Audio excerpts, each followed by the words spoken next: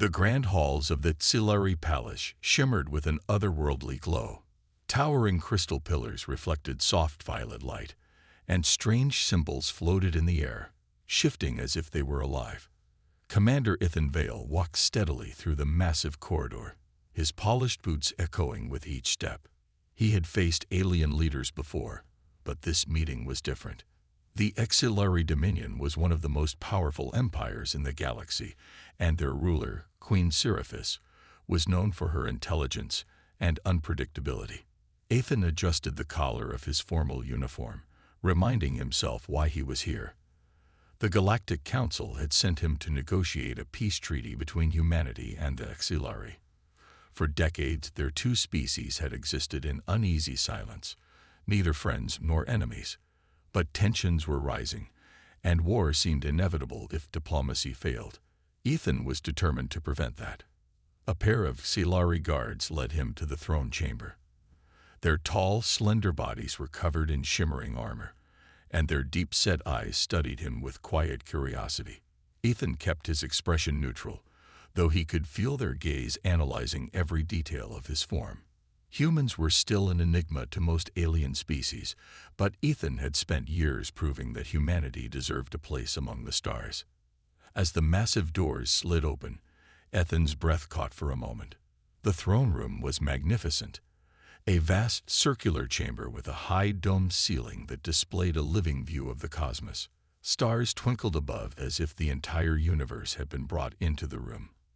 And at the center, seated on an intricate silver throne, was Queen Seraphis. She was unlike any being he had ever seen. Her form was tall and regal, her skin a deep shade of indigo that shimmered like liquid metal under the ethereal lights. 4 golden eyes gazed at him, intense and unreadable. Her long flowing garments seemed to move on their own, shifting between shades of deep blue and silver. A faint glowing crown hovered just above her head, marking her as the undisputed ruler of the Scifi Dominion. Ethan approached with careful confidence. He had studied Scifi customs. Respect was key, but so was strength. A leader who appeared weak in their presence would never be taken seriously. He stopped at the designated distance, placed his hand over his chest in the universal gesture of peaceful intent, and bowed slightly. "Queen Seraphis," he said, his voice firm but respectful. "I am Commander Ethan Vale, representing the Galactic Council and the people of Earth.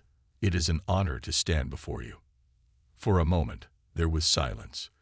The Queen tilted her head slightly, studying him with an intensity that made his skin prickle. Then, to his surprise, she rose from her throne and took a single step forward. "You have returned," she said, her voice carrying a strange mix of authority and something softer, something almost familiar. Ethan frowned slightly. He hesitated.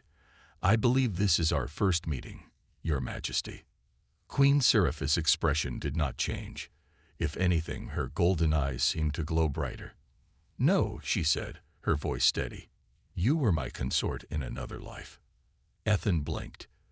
The words hit him like a physical force. The air in the room seemed to grow heavier as murmurs rippled through the Scifi nobles standing along the chamber's edges. He could feel their eyes on him now, not with mere curiosity, but with expectation. A consort. In another life. Ethan took a slow breath, keeping his composure. "I don't understand," he said carefully. "I have no memory of such a thing." The Queen's gaze did not waver. "Of course, you wouldn't," she murmured. "Human minds are fragile. Reincarnation does not always bring back what was lost. But I know you, Ethan Vale. I have known you for centuries." Ethan felt an unfamiliar chill run down his spine. He had been in difficult negotiations before, but nothing like this. There was no way he had lived for centuries. He was born on Earth, had grown up in a small city, attended the academy, and had served in the Galactic Fleet for years. He knew his life, didn't he? A flicker of something, just for a second, brushed his mind. A strange feeling, like a half-forgotten dream. A vision of silver stars, a battle in the dark, a voice calling his name in a language he didn't recognize. It was gone as quickly as it had come, leaving him disoriented. Ethan forced himself to focus. He could not allow himself to be pulled into whatever game the Queen was playing. "With all due respect, Your Majesty, I came here to discuss a peace treaty between our people. If there is some misunderstanding—" "There is no misunderstanding," Seraphis interrupted gently. "You may not remember, but I do." She stepped closer, her presence nearly overwhelming. "You swore to me, in a time long before this one, that no matter how many lives passed, you would return to me. And now here you stand." Ethan swallowed, aware that every eye in the room was locked on him. He had no idea how to respond. Before he could speak, Seraphis raised a hand. "I will not sign the treaty," she declared, "not until you remember who you are." The room fell into stunned silence. Ethan's heart pounded. This mission had just become far more complicated than he had ever expected. Ethan stood frozen in the grand throne room, his mind struggling to process Queen Seraphis' words. The air was thick with expectation. Every Xilari noble in the chamber watched him, waiting for his response. But what was he supposed to say? He had never met Seraphis before, never been to this palace, and certainly never lived another life as her consort. It was impossible. Yet something about her words unsettled him. The way she looked at him, not as a stranger, but as someone she had lost and finally found, sent a strange chill through his body. He forced himself to stay calm. He was a diplomat, and he had faced difficult negotiations before. This was just another challenge. "Your Majesty," Ethan said, choosing his words carefully, "I respect your belief, but I have no memories of another life. I only know the life I have lived as a human. I was born on Earth. I trained as an officer. That is my reality." Queen Seraphis studied him for a long moment, her golden eyes unreadable. Then she turned to one of her advisors, an elder Xilari with deep blue skin and glowing silver markings along his face. "Bring the relics of remembrance," she commanded. The chamber filled with whispers. Whatever she had just ordered seemed to be of great importance to the Xilari. Ethan tensed, unsure of what was about to happen. Moments later, a group of attendants entered, carrying a large metallic chest. The lid opened with a soft hiss, revealing several strange objects inside. Ancient artifacts, glowing crystals, and what looked like an old, worn-out painting. Seraphis stepped closer and lifted the painting with great care. She turned it toward Ethan. His breath caught. The painting was faded with time, but the image was clear. It showed a tall Xilari queen, unmistakably Seraphis, standing beside a figure who looked exactly like him. Not just similar, identical. Same sharp features, same intense eyes. Even the expression was familiar. The man in the painting was dressed in elaborate armor, standing close to the queen, as if they were equals. Ethan's pulse quickened. This can't be real," he muttered, but doubt had already started creeping into his mind. Seraphis' voice was steady. "This painting is over 10,000 years old, preserved by Xilari stasis technology. It depicts me and my consort, Orisvan, during the Age of Twilight. You bear his face, his voice, and his presence. You are him." Ethan tore his gaze away from the painting, his mind racing. 10,000 years. That was impossible. "You expect me to believe that I lived thousands of years ago, died, and was somehow reborn as a human?" he asked, trying to sound skeptical. Seraphis nodded. "Reincarnation is not a myth, Ethan Vale. It is a cycle that few remember, but I have waited for you across lifetimes. And now, fate has brought you back." Ethan ran a hand through his short brown hair, frustrated. This made no sense. He had studied Xilari culture before coming here, but there had never been any mention of reincarnation. If this was a lie, it was an elaborate one.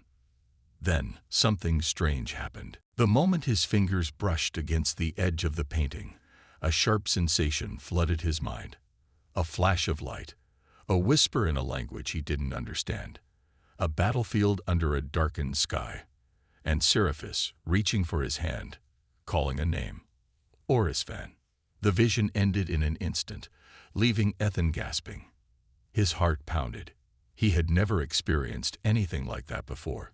It was too vivid to be his imagination. Seraphis stepped forward, her expression softer now. "You felt it, didn't you?" she asked gently. Ethan exhaled shakily. "I don't know what I felt," he admitted. Seraphis gestured to the artifacts in the chest.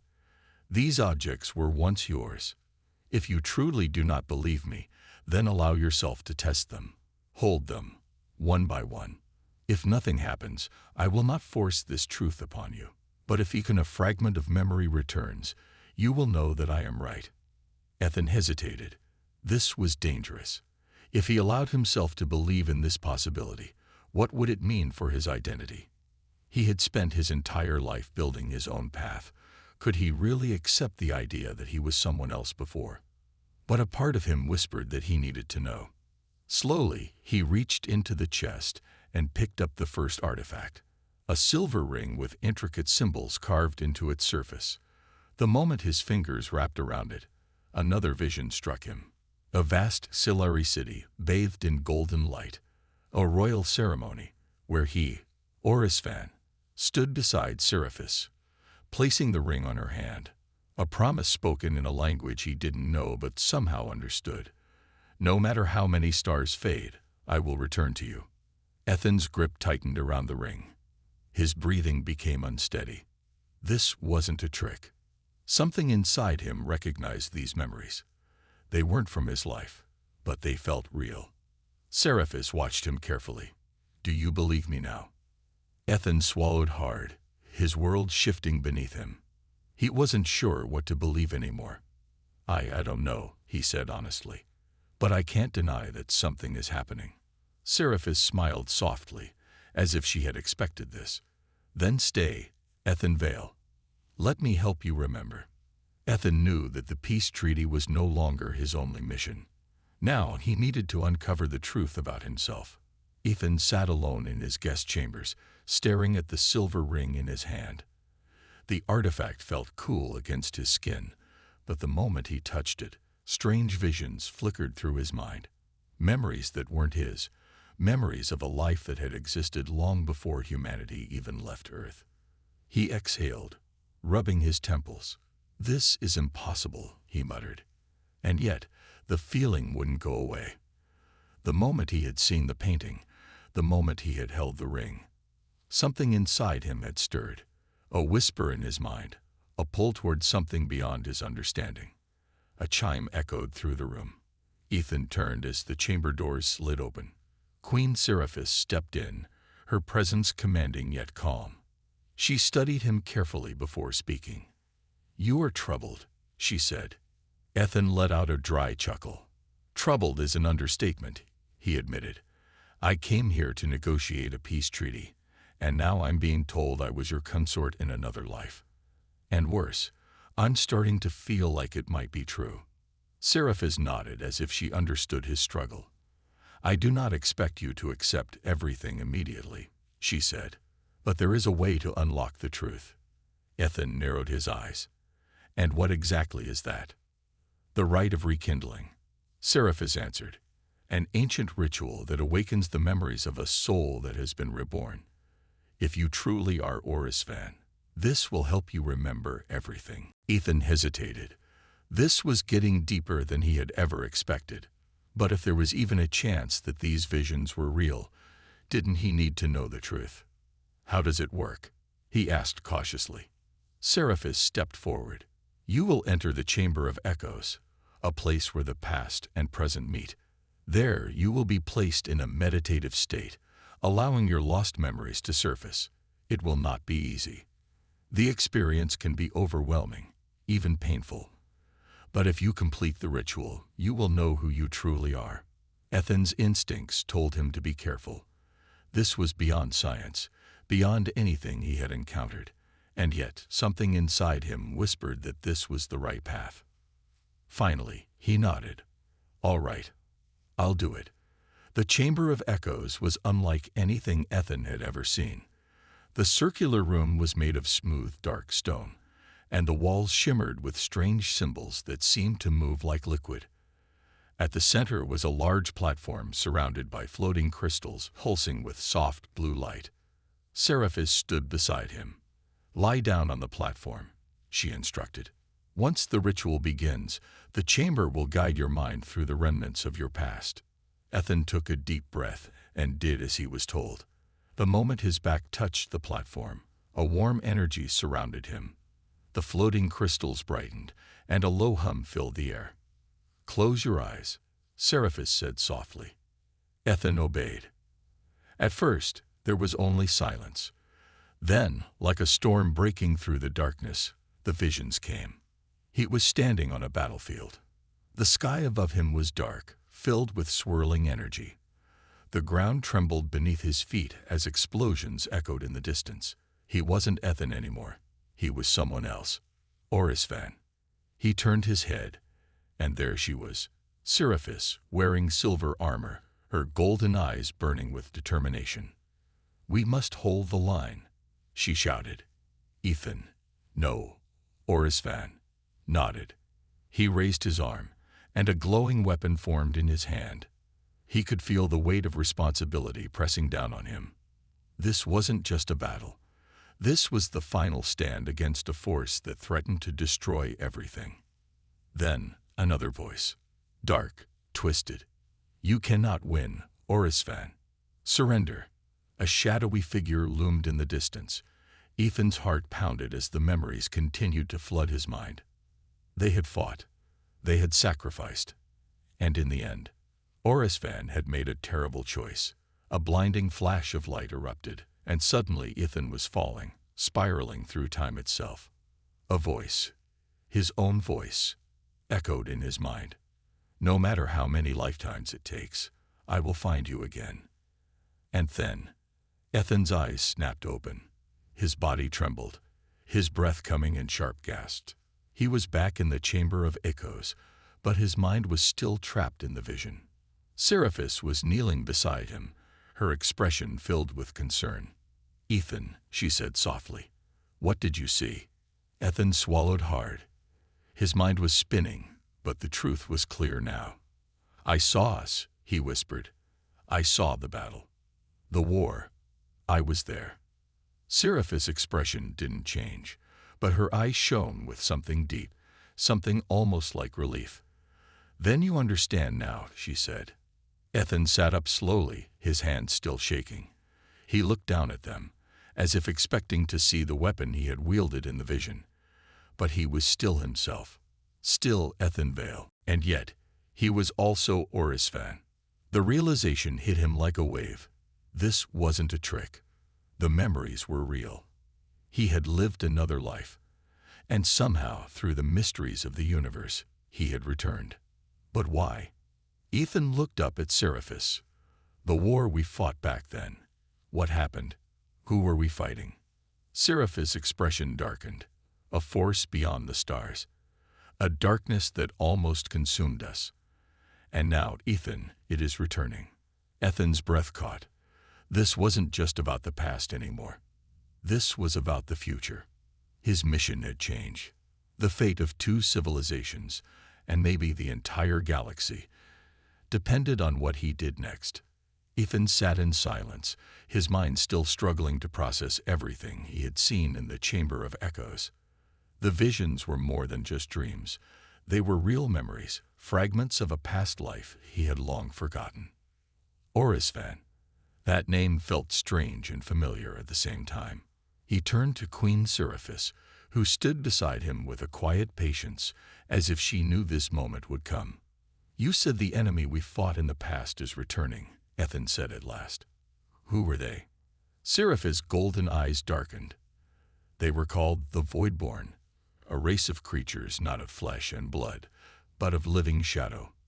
They existed beyond the edges of the known universe, feeding on stars, devouring worlds. Long ago, they came for us, and we fought with everything we had." Ethan frowned. "And we won, didn't we? If we lost, there wouldn't be a Xelari Empire today. Seraphis nodded, but her expression remained tense. We did not defeat them, Ethan. We only sealed them away. Orisvan and I led the final battle against them, using an ancient technology known as the Celestial Seal to trap them in the void. But such seals do not last forever. After 10,000 years, the cracks have begun to show. Ethan exhaled slowly. This was too much. A forgotten war, an ancient enemy, and now he was somehow caught in the middle of it all. You said the memories would return completely, Ethan said. How long will that take? Seraphis studied him carefully. The process is unpredictable.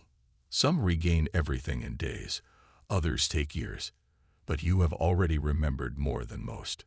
Ethan ran a hand through his hair. And what if I don't want to remember? Seraphis took a step closer. Then the Voidborn will come, and we will fight without our greatest warrior. Without you, we may lose everything. Ethan clenched his fists. He had come to the Xelari homeworld as a diplomat, not a soldier. But fate had other plans. A knock at the chamber door interrupted his thoughts. A Xelari officer stepped in, his expression urgent. Your Majesty, the officer bowed. A situation has arisen. Our deep space sensors have detected an anomaly at the outer edge of the system. Seraphis' expression sharpened. Show me. The officer activated a holographic display, revealing a massive disturbance in space. It looked like a swirling tear in reality itself, pulsing with dark energy. Ethan felt a chill run down his spine. That doesn't look normal. Seraphis' face was grim. It is not. The Voidborn are stirring. Ethan stood up. Then we don't have much time. Seraphis turned to him. You are still uncertain, Ethan. But I ask you, will you stand with us when the time comes? Ethan looked at the hologram again. The darkness on the screen felt like it was staring back at him. He had spent his life believing he was just an ordinary human. Now he had to decide whether to accept the impossible truth that he was more than that. Ethan took a deep breath and met Seraphis' gaze. I don't know if I'm Orisvan, he said, but I do know one thing. I won't let another war destroy everything. If the Voidborn are coming, I'll fight. Seraphis smiled slightly. Then let us prepare. The past was no longer just a memory. It was his future. The Xelari War Council gathered in the Celestial Hall, a grand chamber filled with towering holographic displays and glowing star maps. Ethan stood among them, his mind still wrestling with the truth of his past. Queen Seraphis sat at the head of the room, her golden eyes locked onto the swirling anomaly on the central display. The Voidborn seal is weakening, said General Kalos, a tall Xelari warrior with deep blue skin and silver armor. We have already detected energy fluctuations near the rift. If they break free, they will not stop until they consume everything in their path. The room was filled with tense murmurs. The Xelari had not fought a war of this scale for thousands of years. Many among them had never even seen a Voidborn before. Ethan studied the display, his instincts as a soldier kicking in. What's our strategy? He asked. Seraphis turned to him. The first step is understanding our enemy, she said. You may not remember everything yet, but your past self, Orisvan, was the only one who truly understood how to defeat them. Ethan exhaled. He wasn't sure how much he could trust these fragmented memories, but deep down, he knew she was right. He had already seen glimpses of that battle, the endless waves of shadowy creatures, the desperate final stand. Then I need to remember faster, Ethan said. Seraphis nodded. There is one way, the trials of reclamation. The room fell silent. Even the hardened generals seemed uneasy at the mention of the trials. Ethan raised an eyebrow. Let me guess. Dangerous. Kalos folded his arms. More than dangerous. The trials are meant to awaken lost memories through direct combat. You will face simulated battles, illusions that feel as real as life itself. Pain, exhaustion, even death in the trials is possible. Many have attempted them. Few have succeeded. Ethan smirked. Sounds like a challenge. Seraphis' expression was serious. This is not a game, Ethan. The trials will push you beyond your limits. If Oris Van's spirit still exists within you, this will be the way to find him. Ethan glanced at the display one more time. The rift was growing. If he was going to help stop this, he needed to understand who he truly was. I'll do it, he said firmly. Seraphis gave a single nod. Then we begin at once. The Hall of Trials was an ancient training ground hidden deep within the palace. The walls shimmered with glowing runes, and at the center of the chamber stood a circular platform surrounded by floating crystal pillars. Ethan stepped onto the platform, feeling the energy thrumming beneath his feet. Seraphis and General Kalos stood at the edge, watching. The trial will begin when you touch the central crystal, Seraphis explained. Once activated, the chamber will create a battle from your past. Your body will not move, but your mind and spirit will experience everything as if it is truly happening. Ethan cracked his knuckles. Let's do this. He reached out and touched the crystal. The world around him disappeared. When Ethan opened his eyes, he was no longer in the Hall of Trials. He was standing in the middle of a battlefield. The sky above was dark and filled with swirling clouds. The air was thick with smoke and the scent of burning metal. He looked down. His clothes had changed. He was no longer in his human uniform. He was wearing intricate Scifi battle armor, silver and black, pulsing with energy. In his hand was a long, curved weapon, glowing with golden light. This wasn't a simulation. This was a memory. A deep, echoing roar filled the air. Ethan turned just in time to see massive creatures emerging from the darkness. The Voidborn. They were terrifying. Tall, shadowy figures with glowing red eyes and shifting, liquid-like bodies. They moved unnaturally, like living nightmares. And they were coming for him. Ethan's instincts kicked in. Without thinking, he raised his weapon in charge. The first Voidborn lunged at him, its clawed hands reaching out. Ethan ducked and slashed upward, cutting through its form. The creature let out a shriek as it dissolved into black mist. But more were coming. Ethan fought, his body moving with a precision he didn't know he had. Every strike, every movement. It was all familiar. He wasn't just remembering the past. He was reliving it. The battle raged on. Ethan fought side by side with Scifi warriors, their silver blades clashing against the darkness. The memories came faster now. The war, the final stand, the desperate attempt to seal the Voidborn away. And then, pain. Ethan gasped as a sharp, burning sensation shot through his chest. He looked down and saw a Voidborn's claw impaling him.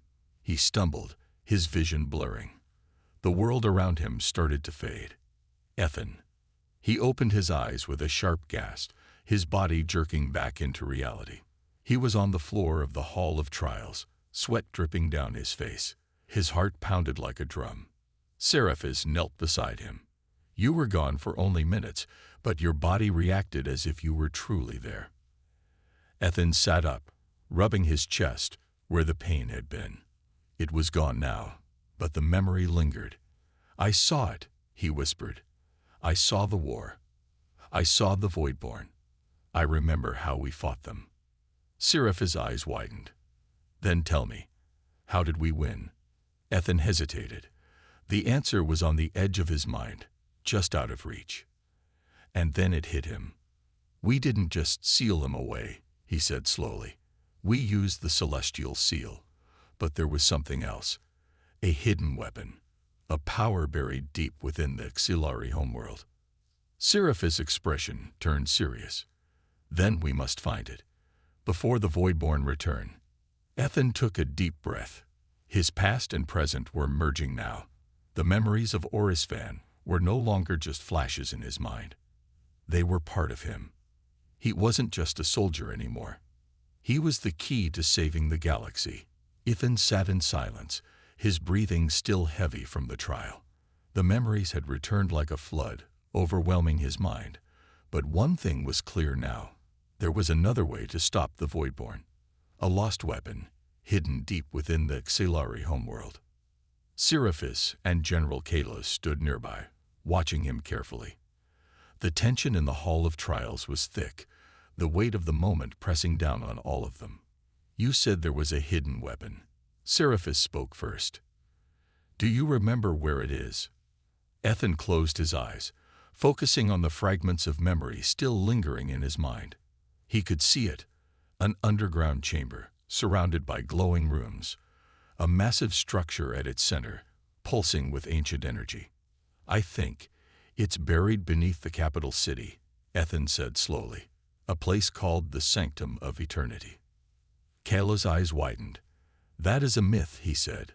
"Legends speak of a hidden vault beneath the city, but no one has ever found it." Ethan shook his head. "It's real. Orisvan, my past self, helped seal it away. We built it as a last resort, a failsafe in case the Voidborn ever returned." He looked up at Seraphis. "We need to find it. Now." Seraphis exchanged a glance with Kalos before nodding. "Then we must act quickly. The Voidborn rift is growing. If this weapon exists, it may be our only chance." The journey to the Sanctum of Eternity was not easy.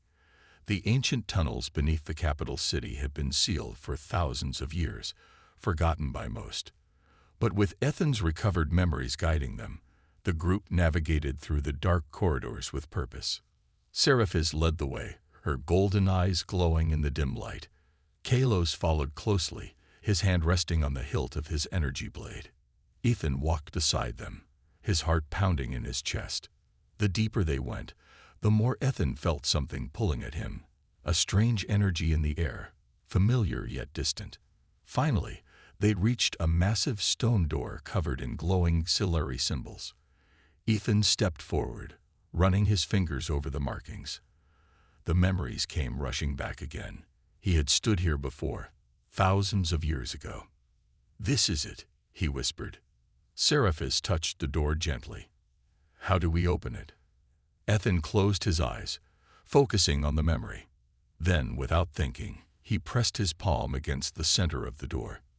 The symbols lit up. A deep rumbling echoed through the chamber as the stone door slowly slid open, revealing a vast underground hall. At its center stood a massive structure, a towering obelisk of shimmering energy, humming with power. Kalos inhaled sharply. "By the stars, it's real."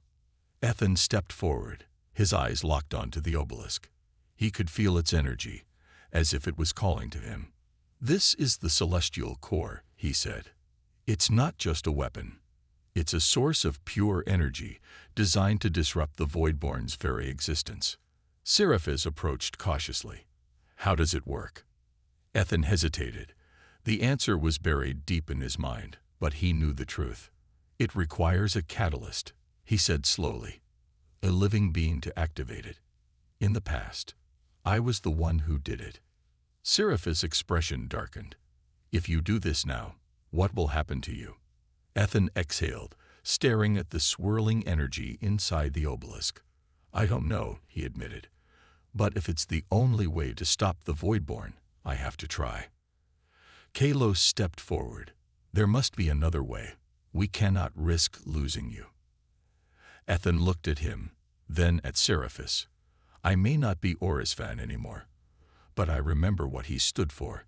He didn't hesitate to protect this world. Neither will I." Seraphis watched him carefully, her golden eyes unreadable. Then, after a long moment, she nodded. "Then let us prepare," she said. "The final battle is near." Ethan turned back to the obelisk, feeling the weight of fate pressing down on him. The time had come. The skies above the Xilari capital burned with unnatural light. The Voidborn rift had grown larger, swirling like a storm of living darkness. From its depths, monstrous creatures emerged, shadowy figures with glowing red eyes and twisting, shifting forms. Their arrival spread fear across the city. But the Xilari did not run. They stood ready. Ethan stood at the front of the army, wearing his newly reforged battle armor. It was sleek, black and silver, designed to withstand the dark energy of the Voidborn. In his hand, he held a radiant weapon, a blade forged from the celestial core's energy. Behind him, Queen Seraphis and General Kalos led the auxiliary warriors, their weapons gleaming under the eerie sky. Massive warships hovered above, their cannons charged and aimed at the rift. The final battle had begun. The Voidborn attacked first. They moved like a tide, their bodies shifting and twisting unnaturally as they surged forward. The auxiliary met them with fire and steel, energy weapons flashing through the air. Ethan charged into the battle, his movements guided by instincts older than his current life.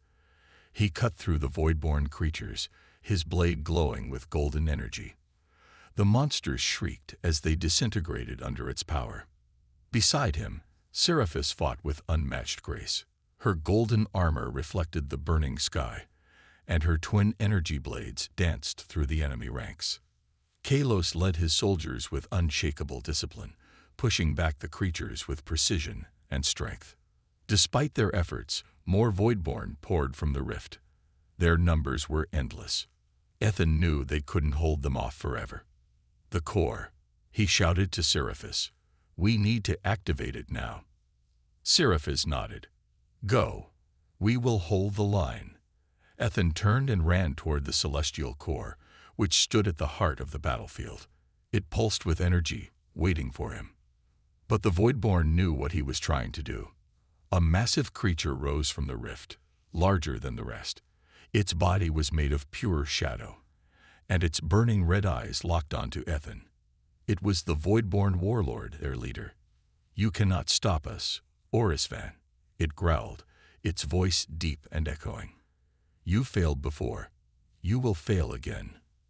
Ethan tightened his grip on his blade. I'm not Orisvan, he said, but I won't let you win. The warlord roared and attacked, swinging a massive clawed hand at him. Ethan dodged, rolling to the side before slashing upward. His blade struck the creature's arm, and it let out a pained howl. But it wasn't enough. The warlord struck again, faster than before. This time, Ethan couldn't dodge in time. The attack sent him crashing to the ground, pain shooting through his body. The Voidborn warlord loomed over him, preparing for the final strike. But before it could land, a golden energy blast struck its chest. The creature howled and staggered back. Ethan looked up. Seraphis stood nearby, her hands glowing with energy. She had saved him. You are not alone, she said. Ethan pushed himself up. He couldn't waste this chance. He turned and sprinted toward the celestial core. The massive obelisk pulsed as he approached, recognizing him. Ethan placed his hand on its surface, and a surge of energy shot through him. The memories of his past life rushed back completely. He saw it all. The war, the sealing of the Voidborn, the last sacrifice Orisvan had made to stop them. And now it was his turn. The celestial core responded to his presence, unleashing a wave of golden light across the battlefield. The Voidborn shrieked as the energy struck them, their bodies dissolving into nothingness. The warlord roared in rage, trying to resist, but Ethan knew what to do. With the last of his strength, he focused the core's energy into his blade. The weapon glowed brighter than ever before, pulsing with the full power of the auxiliary's lost weapon. Ethan charged one last time. The warlord swung its claws, but Ethan dodged and leaped into the air. He brought his blade down with all his might, striking the creature in its core. A blinding explosion of light consumed everything. When the light faded, the battlefield was silent. The Voidborn were gone. The rift had vanished. The skies were clear again. Ethan stood in the center of the destruction, his body exhausted but still standing. Seraphis and Kalos approached, their expressions filled with relief and respect. You did it, Seraphis said softly. Ethan exhaled, gripping his sword. Not alone. The auxiliary warriors let out a victorious cheer. The war was over. As the sun rose over the auxiliary homeworld, Ethan knew his journey was not just about remembering the past. It was about forging a new future.